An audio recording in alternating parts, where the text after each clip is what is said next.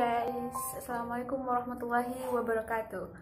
Nama saya Siti Hajar Aprilianti, Prodi Rekam Medis 2017, NIM G41172193, akan menjelaskan tentang materi K3, yaitu kesehatan, keselamatan, dan kerja.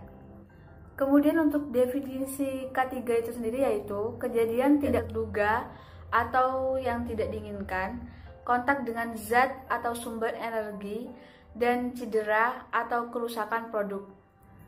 Penyakit kerja dipakai dalam peraturan yang dibuat atas Undang-Undang Nomor 1 Tahun 1970 tentang keselamatan kerja. Worldwide, konsep akibat kerja yaitu penyakit kerja disebabkan oleh beberapa bahaya.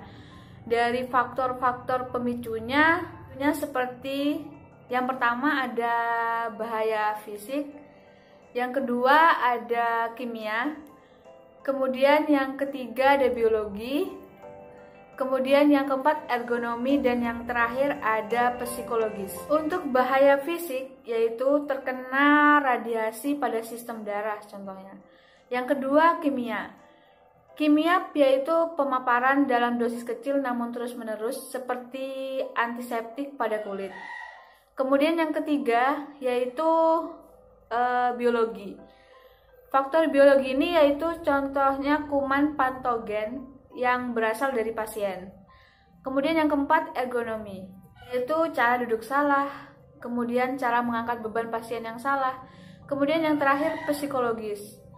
Psikologis yaitu seperti ketegangan di kamar ruang bedah, kemudian pasien gawat darurat, kemudian dari contoh penyakit akibat kerja. Saya di sini mengambil 4 contoh. Yang pertama ada asma.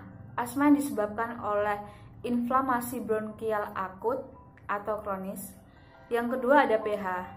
PH yaitu pneumonitis hipertensif. Sebagai bahan Selanjutnya yang ketiga yaitu rinitis berupa alergi atau non alergi, dan yang keempat dermatitis dan urtikaria.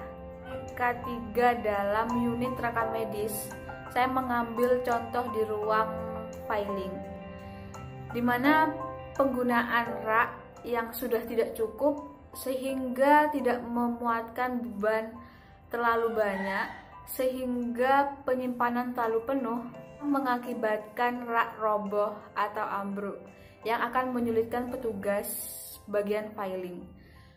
Oleh karena itu, adanya penambahan rak penyimpanan, rak itu sendiri diatur agar petugas tidak perlu memanjat bila akan mengambil berkas. Karena menurut data antropometri untuk orang Indonesia, tinggi jangkauan ke atas diukur dari luar ujung jari tengah sampai dengan alas kaki dalam keadaan berdiri adalah 202,01 cm. Kemudian untuk pencahayaan di ruang filing harus terdapat lampu yang cukup terang karena agar memudahkan petugas mengambil berkas agar terlihat lebih terang. Baik, sekian dari pemaparan materi K3 kali ini. Sekian, terima kasih. Wassalamualaikum warahmatullahi wabarakatuh.